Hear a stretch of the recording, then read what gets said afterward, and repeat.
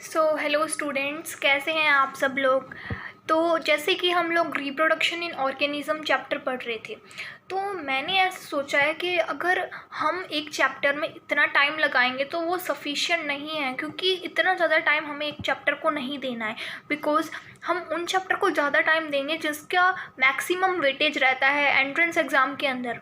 तो मैंने सोचा यार, जैसे जैसे टॉपिक है उसी वाइज मैं आपको एक ऐसा प्लेटफॉर्म टाइप से तैयार करूँ जिससे क्या हो जाए, आपको इजी हो जाए याद भी करना, और वहाँ पे जब आप एग्ज़ाम में जाओगे तो आपको एट ए टाइम आंसर आपके फिंगर टिप्स पर होंगे।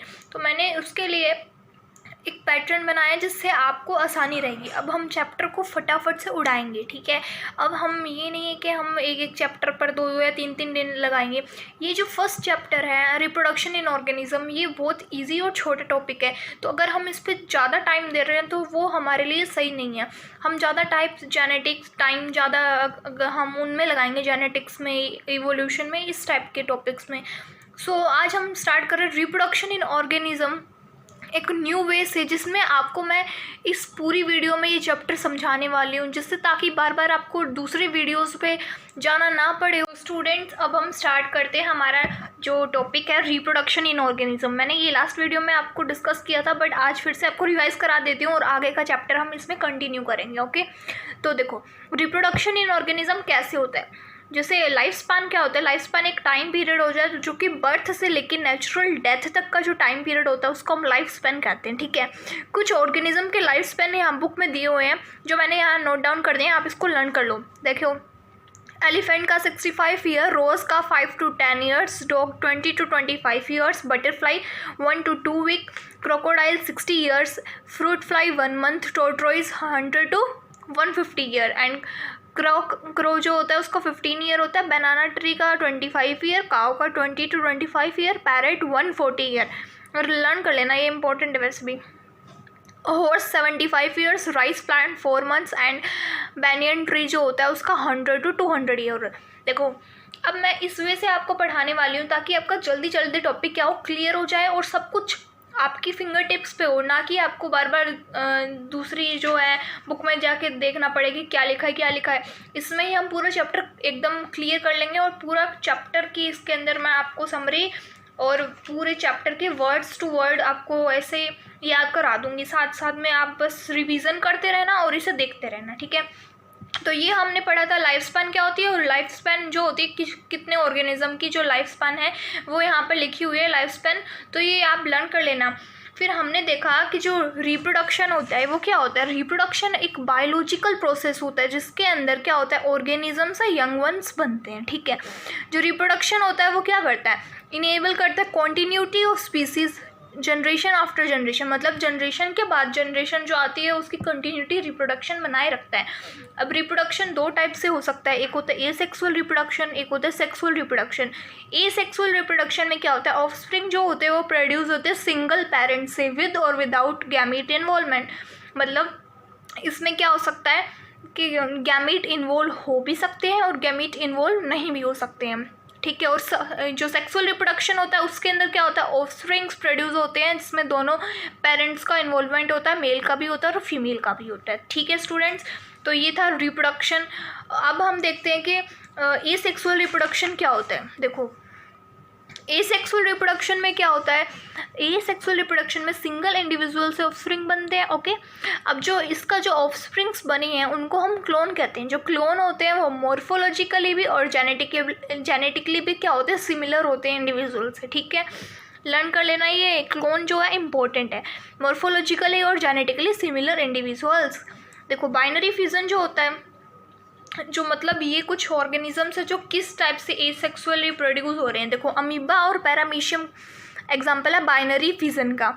हाइड्रा और ईस्ट बर्डिंग का है। फंजाई जो कि पेनिसिलियम है, फंजाई है जो कि कोनिडिया से हो रही है, ठीक है, रिप्रोड्यूस। और स्पॉन्ज गैम्यूल्स जूस्पोर का एग्जांपल है एल्गा और क्लेमाइडोमोनास। ये सब क्या है, एसेक्सुअल रिप्रोडक्शन के बारे में हम लोगों ने यहाँ पे पढ़ा है। उसके बाद हम बात करेंगे कुछ वेजिटेटिव प्रोपगेशन जो हमने पढ़े थे कि वेजिटेटिवली कुछ ग्रो करते हैं, जैसे कि ग्रास है वो रनर से, राइजोम का एग्जांपल है जिंजर और बनाना, शक्कर का एग्जांपल है पाइनएप्पल और मिंट, ठीक है।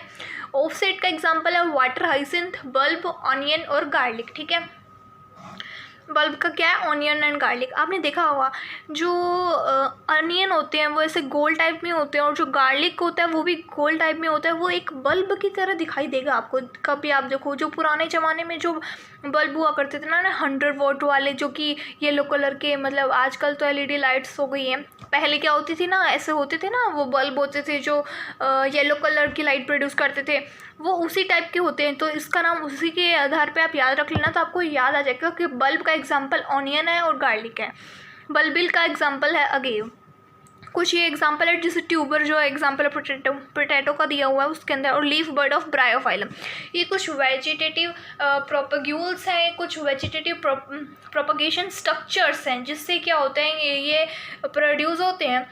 तो आपको ये एग्जांपल लर्न तो हो गए होंगे, आप इसको एक बार रिवाइज कर लीजिए। रनर हो गया, राइजोम हो गया, शक्कर हो गया, मिंट हो गया, ठीक है। ये सब एग्जांपल इंपॉर्टेंट है और आते रहते हैं, वैसे एग्ज़ाम के अंदर पूछे जाते हैं, क्योंकि इनका वो क्या है ना, वेटेज है, इसीलिए आप इसको लर्न कर लीजिए। मैं आपको एक बार ये NCERT के अंदर भी दिखा देती हूँ, जिसमें आपको क्या रहे, ईजी रहे याद करना, क्योंकि डायग्राम से हमें बहुत ज़्यादा नॉलेज मिलती है। देखो ये हमने वैसे पढ़ लिया था, ये पोटैटो का एग्जांपल है, ये राइजोम जिंजर का एग्जांपल है, बल्बिल अगेव का एग्जांपल है, लीफ बर्ड ऑफ ब्रायोफाइलम है, ये क्या है, वाटर हाइसिंथ ऑफसेट का एग्जांपल है, ठीक है। अभी हमने 2 पेज बिल्कुल अच्छे से on the finger tips learn कर लिए हैं, आप बस इसको रिवाइज कर लेना। ये सब कुछ हमने पढ़ लिया है, इन पेजेस में जो भी लिखा है वो सिर्फ हमने इतनी सी देर में पढ़ लिया है। इसीलिए मैं चाहती हूँ आपका जल्दी जल्दी टॉपिक क्लियर भी हो जाए और आपको याद भी हो जाए, तो इस वे से हम लोग पढ़ने वाले हैं।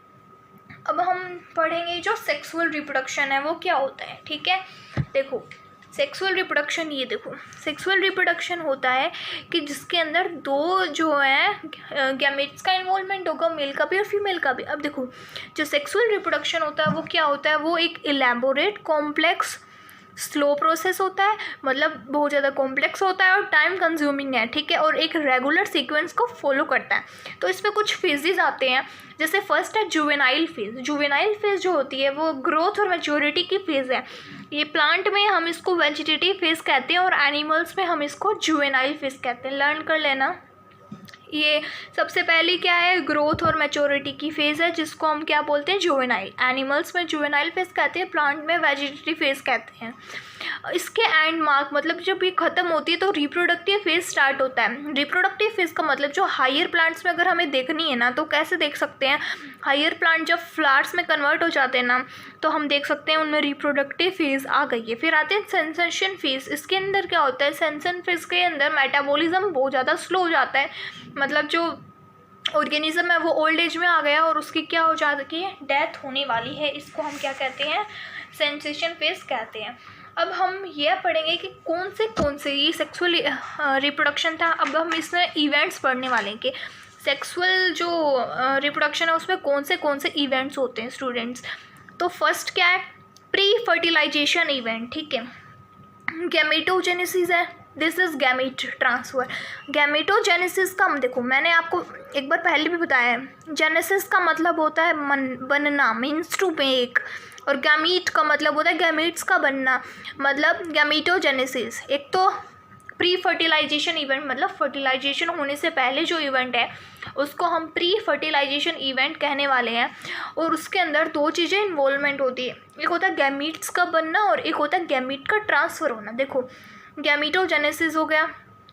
अब कुछ एक ऐसे गैमेट्स होते हैं जो आइसोगैमेट्स होते हैं, मतलब कि वो क्या होते हैं, सिमिलर होते हैं देखने में बिल्कुल, उसमें हम डिफरेंस नहीं बता पाएंगे। तो वो कौन से होते हैं, वो होते हैं आइसोगैमेट्स। उसका एग्जांपल है क्लेडोफोरा, ठीक है।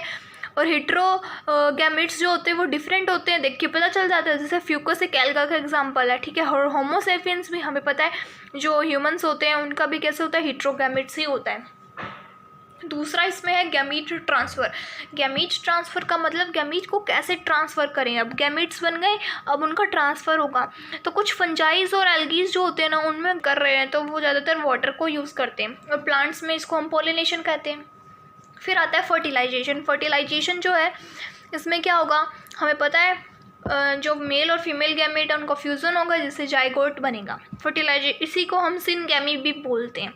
अब क्या हो सकता है, कभी कभी क्या होता है, जो फर्टिलाइजेशन होता है ना, कभी कभी कुछ ऑर्गेनिज्म में इस टाइप से होता है कि ऑर्गेनिज्म ऐसे भी प्रोड्यूस हो जाता है, मतलब वो विदाउट फर्टिलाइजेशन अगर बन रहा है तो हम उसको बोलते हैं पार्थिनोजेनेसिस। ओके, तो ये इम्पोर्टेंट है, इसमें क्वेश्चन बनते हैं। तो इसका एग्जांपल है रोटीफर्स, हनी बीज, और कुछ लिजार्ड्स भी इसमें आती है, और बर्ड है जो टर्की नाम का है। तो ये इम्पोर्टेंट है कि अगर विदाउट फर्टिलाइजेशन अगर कोई ऑर्गेनिज्म रिप्रोड्यूस हो रहा है तो उसे हम पार्थिनोजेनेसिस बोलते हैं। उसका एग्जांपल है रोटीफर्स, हनी बीज, कुछ लिजार्ड्स और टर्की एक बर्ड है वो। अब जैसे फर्टिलाइजेशन भी दो टाइप का हो सकता है, एक हो सकता है एक्सटर्नल फर्टिलाइजेशन और एक हो सकता है इंटरनल फर्टिलाइजेशन। एक्सटर्नल फर्टिलाइजेशन जो आउटसाइड द बॉडी होता है, और जो इंटरनल फर्टिलाइजेशन होता है वो इनसाइड द बॉडी होता है। अब जो आउटसाइड द बॉडी होता है उसमें क्या होता है, मतलब मेल गैमेट्स भी बाहर रिलीज़ हो रहे हैं और फीमेल गैमेट भी बाहर क्या हो रहे हैं, रिलीज़ हो रहे हैं। तो जिसकी वजह से क्या होता है, एक इस टाइप का वो होता है कि ना, जैसे ये मेल गैमेट आ रहा है, ये फीमेल गैमेट है, जो सॉरी ये मेल है, फीमेल है, और ये मेल गैमेट है। तो इन दोनों को एक ही टाइम पर क्या होना पड़ेगा, रिलीज़ होना पड़ेगा, मैच्योर होना पड़ेगा। मतलब दोनों का टाइम अगर हम सेम बोलेंगे तब हम उसे बोलते हैं कि वो सिंक्रोनी कर रहे हैं। सिंक्रोनी का मतलब है दोनों एट ए सेम टाइम पे वो अपने गैमेट्स को रिलीज़ करेंगे, ठीक है। तो सिंक्रोनी चाहिए होती है एक्सटर्नल के अंदर। फिर आता है कौन सा, internal. Internal inside the body होता है, पता ही आपको। इंटरनल का मतलब जो बर्ड्स में, रेप्टाइल्स में और ह्यूमंस में भी यही होता है। फिर आता है पोस्ट फर्टिलाइजेशन इवेंट। अब ये बन गया जाइगोट, अब अंदर क्या होगा, मतलब फर्टिलाइजेशन के बाद क्या प्रोसेस होता है। तो जाइगोट जो होता है हमेशा डिप्लॉइड होता है, और गैमीट्स आर ऑलवेज हैप्लॉइड्स, ये हमेशा याद रखना। इसमें भी दो स्टेजेस आएंगे, एक जाइगोट बनेगा और दूसरा एम्ब्रियोजेनेसिस होगा। जाइगोट तो हमने देख लिया, जो 2n स्ट्रक्चर है। एक बात और याद रखना आप लोग कि जो जाइगोट होता है ना, जाइगोट का मतलब ऐसा होता है कि इसके अंदर एक सेक्सुअली रिप्रोड्यूसिंग ऑर्गेनिज्म में जो जाइगोट होता है वो डिप्लॉइड होता है, और ये एक वाइटल लिंक होता है जो कि कंटिन्यूटी बनाता है स्पीसीज के बीच में, ठीक है। और जो सिंगल मतलब क्या होता है, सेक्सुअली रिप्रोडक्शन ऑर्गेनिज्म होते हैं ना, वो क्या इंक्लूड करते हैं, जैसे कि ह्यूमन बींग्स है, उनकी लाइफ स्पैन है ना एज ए सिंगल जाइगोट से ही स्टार्ट होती है। हम लोग भी स्टार्टिंग में एक छोटा सा जाइगोट से, जिससे हमारी पूरी लाइफ प्रोड्यूस हुई है, ठीक है। जाइगोट फिर एम्ब्रियो में कन्वर्ट होता है। एम्ब्रियोजेनेसिस एक प्रोसेस होता है जिसके अंदर क्या होता है, डेवलपमेंट होता है एम्ब्रियो का, मतलब एम्ब्रियो बनेगा जाइगोट से, उसे हम एम्ब्रियोजेनेसिस कहते हैं। अब जाइगोट के अंदर दो चीज़ें होगा, एक तो जाइगोट में क्या होगा, सेल डिवीज़न होगा, और एक उसका सेल डिफरेंशिएशन होगा एम्ब्रियोजेनेसिस के वक्त में। सेल डिवीज़न से तो क्या होता है, हाँ, कैसे किस टाइप की होगी, माइटोसिस से होगी, जिससे क्या होगी, नंबर ऑफ सेल्स बढ़ती जाएंगी। और सेल डिफरेंशिएशन भी यहाँ होगा, जिसकी वजह से क्या होता है, कुछ ग्रुप ऑफ सेल्स से मॉडिफिकेशन होकर एक स्पेशलाइज्ड टिश्यू बनेगा, टिश्यू से ऑर्गन बनेगा, ऑर्गन से ऑर्गन सिस्टम बनता है, और ऑर्गन सिस्टम से क्या बनता है, एक पूरी बॉडी बनती है। तो हम उसको बोलते हैं कि एम्ब्रियोजेनेसिस ये हो गया और एम्ब्रियो का फॉर्मेशन हो चुका है अच्छे से। अब क्या होता है ना, कुछ ऑर्गेनिज्म जो होते हैं उनमें एम्ब्रियो जो बना अब वो प्रोड्यूस होगा, मतलब कि बेबी को बर्थ देना है ना, तो वो कुछ तो होते हैं ओवीपेरस एनिमल्स और कुछ होते हैं वीवीपेरस एनिमल्स। जो ओवीपेरस एनिमल होते हैं जैसे कि रेप्टाइल्स है, बर्ड्स हैं, ठीक है, इसमें क्या होता है, वो अपने एग ले डाउन करते हैं इन्वायरमेंट के अंदर। तो उससे क्या होता है, कई बारी अब आपको पता है वो इन्वायरमेंट के स्ट्रेस, अनफेवरेबल कंडीशन, सब कुछ वो सहने वाले हैं। तो उनको एक, उनके जो एग होते हैं ना, उनके बाहर एक क्लैसेरी सेल प्रेजेंट होती है जो उनको प्रोटेक्शन का काम कराती है। और वीवीपेरस के एग्जांपल आपको पता है, ये ह्यूमन बींग्स हैं, हमारे वीवीपेरस हैं हम लोग, जिसमें क्या होता है, इनसाइड द बॉडी बच्चे का ग्रोथ होता है और आफ्टर 9 months मतलब 9 मंथ्स उसकी प्रेगनेंसी जो होती है ख़त्म हो जाती है और बच्चा डिलीवर हो जाता है, उसको हम वीवी पेरिस वैसे बोलेंगे, जो कि आउटसाइड द बॉडी ना हो करके बल्कि इनसाइड द बॉडी है। ठीक है, तो ये हमने पढ़ लिया है कि हमने एम्ब्रियोजेनेसिस पढ़ लिया। ठीक है, ये कुछ इवेंट्स थे जो हमने पढ़ लिए। ठीक है, ये सब हमने डिस्कस कर लिया था। अब जैसे कुछ एग्जाम्पल है जो कि मैंने अलग से लिख लिए ताकि आपको लर्न करने में आसानी रहेगी। देखो ये कुछ एग्जाम्पल है। जैसे प्लांट्स होते हैं, 2 टाइप के होते हैं, एक एनुअल होता है और एक बाइनियल प्लांट होता है, जो क्लियर कट शो करता है तीनों फेजेस, जुवेनाइल भी, रिप्रोडक्टिव भी, और तीसरी कौन सी, सेंसेशन फेज। तो उसको हम बोलते हैं एनुअल और बाइनियल। एनुअल मतलब एक बारी और बाइनियल मतलब 2 बारी जो ग्रो करें, ठीक है, ईयर में। ठीक है, प्रीनियल जो होते हैं उनके अंदर हम ये नहीं देख पाते हैं, डिफाइन नहीं कर पाते तीनों स्टेजेस। जैसे हमने लास्ट वीडियो में भी डिस्कस किया था बम्बू के बारे में, जो कि सिर्फ एक ही बारी अपनी लाइफ में क्या करता है, फ्लावर देता है, जो कि 50 से 100 साल के बीच में होता है। फिर आता है स्ट्रोबिलेंथस कुंथियाना, जो कि नीला कुरुंजी इसका नाम है, 12 साल में एक बार फूल देता है और उसके बाद वो डेड हो जाता है। फिर लास्ट सितंबर टू अक्टूबर में हमने इसको देखा था, ये हिली एरियाज़ में ग्रो करता है, केरला, कर्नाटका, तमिलनाडु, इस सब में हमने इसको पढ़ा था वैसे। और ब्लू स्ट्रेचेस इसके होते हैं। देखो इसको टूरिस्ट बहुत दूर दूर से देखने आते हैं, बिकॉज क्या होता है ना, इसकी जो लीफ का स्ट्रक्चर है ब्यूटीफुल, इसके फ्लावर थे, तो इसलिए इसको इंडिया में लाया गया था। अब कुछ एनिमल्स में ईस्टर साइकिल होती है, कुछ में होती है मेंस्ट्रुअल साइकिल। जो ईस्टर साइकिल होती है वो क्या होती है, जैसे नॉन प्राइमेट्स में होती है, और जो मेंस्ट्रुअल साइकिल है वो प्राइमेट्स में होती है, जैसे कि cow, sheep, rat, deer, stock. ये है ईस्टर साइकिल का एग्जाम्पल। और मेंस्ट्रुअल साइकिल का एग्जाम्पल है मंकीज, एप्स और ह्यूमन। ठीक है, बाइसेक्सुअल का हमने देखा था कि जो फंजाइज होती हैं उनके अंदर बाइसेक्सुअल को होमोथैलिक या फिर मोनोशियस का एग्जाम्पल है, ये याद रखना। कैस्टर और मेज इसका एग्जाम्पल है, और इसका एग्जाम्पल है कुकुरबिट और कोकोनट। और जो ये चारा मतलब ये कारम बोल सकते हैं, स्वीट पोटैटो, इसमें जो एग्जांपल है ये मोनोशियस का एग्जांपल है एनिमल्स में।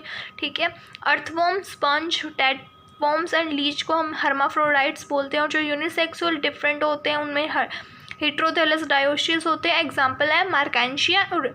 और इसका हमेशा याद रखना, पपाया और डेट पाम। एनसीईआरटी में ये वाले 2 दिए हुए हैं, ये क्या है, यूनिसेक्सुअल के एग्जांपल है। ठीक है, तो ये हो गया था। और हमने एक चीज़ ये भी देखी थी कि जो ऑर्गेनिज्म होते हैं वो ग्रो कैसे करेंगे, तो एक साइकिल चलती रहती है, अभी हमने पढ़ा है वैसे। ऑर्गेनिज्म है, मियोसिस होगी, गैमेट्स का फॉर्मेशन होगा, एन है, अब उसको दूसरा कोई गैमेट मिलेगा, 2 गैमेट्स बन के डिप्लॉइड जाइगोट का फॉर्मेशन करेंगे। डिप्लॉइड जाइगोट बनने के बाद वापस एम्ब्रियो बनेगा, एम्ब्रियो से ऑर्गेनिज्म बनेगा, और ये साइकिल हमेशा स्टार्ट रहेगी। इसी चैप्टर में हमने अभी सेक्सुअली रिप्रोडक्शन कैसे होता है, इस साइकिल से हमने ये सीखा है अभी तक। ठीक है बच्चों, इसके बाद हम देखते हैं कि जो फ्लावरिंग प्लांट्स होते हैं ना उसमें क्या होता है। फ्लावरिंग प्लांट्स की अगर हम बात करें तो उनमें जो जाइगोट है वो ओव्यूल में बनता है। जाइगोट कहाँ बनता है, ओव्यूल में बनता है। और फर्टिलाइजेशन के बाद जो सेपल्स, पेटल्स और स्टेमन, ये क्या होते हैं, सेपल्स। कुछ आपने फ्लावर देखा होगा तब आपको पता होगा कि सेपल क्या होते हैं, पेटल्स क्या होते हैं। अभी मैं आपको एनसीईआरटी में दिखा देती हूँ, 2nd चैप्टर में वैसे आपने ये मॉर्फोलॉजी में पढ़ा होगा क्लास 11th में। देखो ये है सेपल्स, ठीक है, ये है पेटल्स जो कि बाहर का एरिया है ना, ये स्टिग्मा है, फिर ये स्टाइल है, और फिर ये क्या है, ओवरी, फीमेल रिप्रोडक्टिव स्ट्रक्चर का पार्ट है, और फिलामेंट और एंथर किसका पार्ट है, मेल रिप्रोडक्टिव सिस्टम का पार्ट है। मतलब कि प्लांट्स की बात अगर हम करें तो। ठीक है, तो इसके अंदर अगर हम देखें तो फिर ये जो सेपल्स है, पेटल्स है, स्टेमन्स है, फर्टिलाइजेशन के बाद विथर हो जाते हैं, फॉल ऑफ हो जाते हैं। ठीक है, और जो पिस्टल होता है वो सिर्फ अटैच रह जाता है। सिग्मा स्टाइल ये हमने पढ़ा था ना अभी, तो वो क्या होता है, अटैच रह जाता है। अब क्या होता है, फर्टिलाइजेशन के बाद जो जाइगोट होता है जैसे वो एम्ब्रियो में कन्वर्ट होता है ना, ऐसे ही ओव्यूल सीड में कन्वर्ट हो जाता है, और जो ओवेरी है वो फ्रूट में कन्वर्ट हो जाती है। ये बहुत इंपॉर्टेंट है, इसमें बहुत बार maximum number of questions repeat होते रहते हैं, तो मोस्ट इम्पॉर्टेंट है ये, मोस्ट इम्पॉर्टेंट। बच्चों इसे लर्न कर लेना। जायगोट एम्ब्रियो में डेवलप हो जाता है, ओव्यूल सीड में हो जाता है और ओवरी फ्रूट में हो जाती है। और जो फ्रूट की जो बाहर की कवरिंग होती है उसको हम बोलते हैं पेरिकार्प, ठीक है। इसको भी मॉर्फोलॉजी में पढ़ा हुआ है वैसे, लेकिन यहाँ पर भी आप याद रखना, क्वेश्चन बनता है कि outer covering of fruit is known as pericarp. फिर डिस्पर्सल होता है तो सीड जर्मिनेट होकर फेवरेबल कंडीशन आएगी तो नया प्लांट को प्रोड्यूस करेगा। इस पूरे चैप्टर में बच्चों सिर्फ इतना ही था और इसमें कुछ भी नहीं है, आपको कुछ भी लर्न नहीं करना इसके अलावा, बस आपको ये लर्न करना है और कुछ इसमें डायग्राम्स और टेबल्स जो दी हुई हैं वो लर्न कर लेना। जैसे ये वाली एक टेबल है, जैसे क्रोमोसोम का नंबर बताना मियोसाइट्स के अंदर और गैमीट्स जो होते हैं कुछ ऑर्गेनिज्म, यहाँ पे जैसे ह्यूमन बींग है क्रोमोसोम के तो हमें 46 होते हैं, बट अगर हम गैमीट्स की बात करें तो 23। इसके हैप्लॉइड्स बचते हैं, मियोसाइट्स हमेशा डबल होती है और गैमीट्स हमेशा हैप्लॉइड होते हैं। तो ये तो तुम्हें लर्न ही करने पड़ेंगे। जैसे ह्यूमन बींग का 46 है, हाउस फ्लाई का 12 है, रैट का 42 है, डॉग का 78, कैट का 38, फ्रूट फ्लाई का 8, एक फर्न है ओफ्यूग्लोसम 1260, एप्पल है 34, राइस का 24, मेज का 20, पोटैटो का 48, बटरफ्लाई का 380, ओनियन का 60। देखो मैंने इसको इस टाइप से लर्न किया था, मैंने ना छोटे से फिर ऐसे बड़े वाइज में लर्न किया हुआ है। देखो फ्रूट फ्लाई है, पहले तो तुम ऐसे लर्न करने का तरीका बता रही हूँ, इस टाइप से तुम लर्न कर लेना। अब तुम्हें पता है जैसे 2 का टेबल होता है ना, 2 जैसे 4, 6, 8, 10, 12 राइस तक तो इतना है, तो यार तुम ऐसे लर्न कर लेना। जैसे फ्रूट फ्लाई है, मतलब कोई एक फ्लाई है, मीन्स एक फ्लाई मतलब मधुमक्खी या कुछ भी मान लो, मक्खी तुम्हारे हाउस में घुस गई, ओनियन पड़े थे तुम्हारे मेज पे, मीन्स कुछ भी याद करने के लिए बता रही हूँ, तो मेज पे पड़े थे, वहाँ पे साथ में क्या पड़े थे, राइस भी पड़े थे। इस टाइप से मैंने इसको लर्न किया था। तो वहाँ पे अब मेज़ पे राइस पड़े हैं, अब आपने देखा एक कैट आ रही है, तो कैट पे आपने एप्पल फेंक के मारा, एप्पल फेंक के मारा कैट पे, और कैट भाग रही थी रैट के पीछे।